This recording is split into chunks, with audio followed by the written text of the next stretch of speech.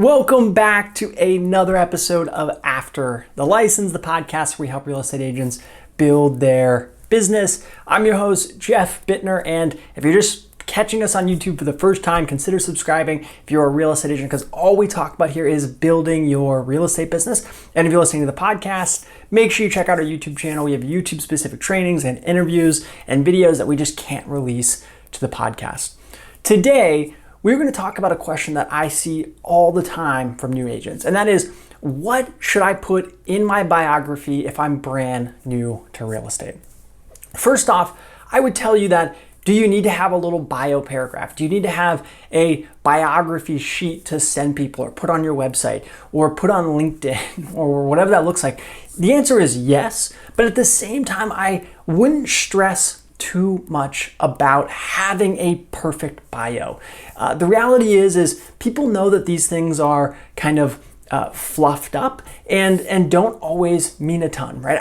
I've never heard of one case where someone didn't hire or hired someone based on their bio. So create one, put some time into it, but just know that it's not going to make or break your success in the real estate industry. But let's say you're starting to work on it. You're working on your bio and you're figuring out, I don't have any experience in real estate. What am I supposed to put in here? And that is ultimately what new agents struggle with. When they read someone else's bio, an experienced agent, they see that they've put, I've sold 500 homes and, done this many transactions and my average list price is this much over what we sold for, whatever that looks like, right? They are usually filled with real estate stats. And if you're brand new, you don't have those. But you can still create a good bio, even if you're brand new to real estate, and even if you're young. We talk a lot about being a young real estate agent here. So let's touch on some of the things you can put in there that maybe applies to you.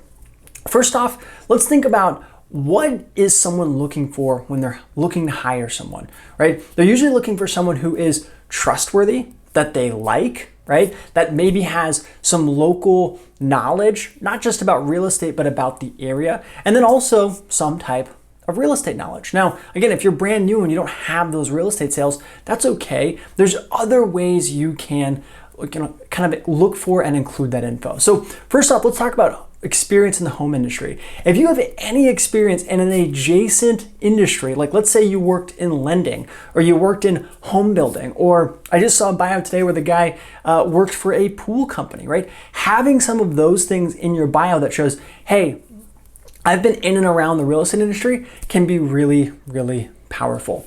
The other thing is trustworthiness. Do you have things in your past, in your resume, or things that you've done that convey trustworthiness? I would include those, right? So maybe you were an Eagle Scout, or maybe you were, valedictorian at your college, or maybe you volunteer at a local charity, right? Include those things because, again, they kind of convey a sense of trustworthiness. The other thing you can do is, so we talked about kind of conveying local knowledge. We talked about kind of conveying a sense of trustworthiness. I would include some personal stuff in your bio because you want people to relate to you in some way. So what are your hobbies? Do you like to horseback ride or read or ride a bike, or maybe you love to just go to coffee shops and happy hours?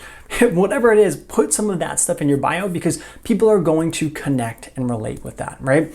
The last thing is, have you lived in your area for any amount of time that's not, a couple months? In that case, I would include that in your bio. Maybe you've lived in your city or your state for 3 years and you're a big foodie, include that. Hey, I've been in the local area and been to all the best restaurants here in Phoenix. If you grew up in your area that you're going to sell real estate in, I think that is really powerful. People kind of like to know and understand that you're in and around that area. So hopefully guys, this gives you some idea of what you can include in your bio. Make it fun, make it interesting. It doesn't have to be all about real estate. People just want to know, are you fun to be around? Can they trust you? Do you have some local knowledge? And are you a professional, right? Are you trustworthy? And the last thing I'll say is, if you really truly don't feel like you have anything to put in your bio, rely on the people around you. So maybe you're on a real estate team. Talk about the past sales and the experience of that real estate team. Again, put a few snippets about you, what you like to do, and that you're a part of a real estate team that's had this many closings, this many transactions. Rely on people in your office or your brokerage. My brokerage has sold X number of homes in this area in the last 2 years, right? You can rely on some of those stats and let people know that, hey, maybe you're brand new, but you have expertise around you. You have people who are knowledgeable and that know what they're doing. And are you trustworthy and are you local? Yes, but you also have that expertise piece, even if it's not coming directly from you, if it's coming from the people around you. Okay, I hope that was helpful. Drop comments below if you have any questions about what to put in your bio as a new agent. Give us a few lines about your scenario, and everyone can kind of brainstorm on how you can work that into a bio. And if you enjoyed this content, consider giving it a thumbs up and subscribing to the YouTube channel, because all we talk about here is working and building on your real estate business. And as always, I hope this was helpful, and I'll catch you next time.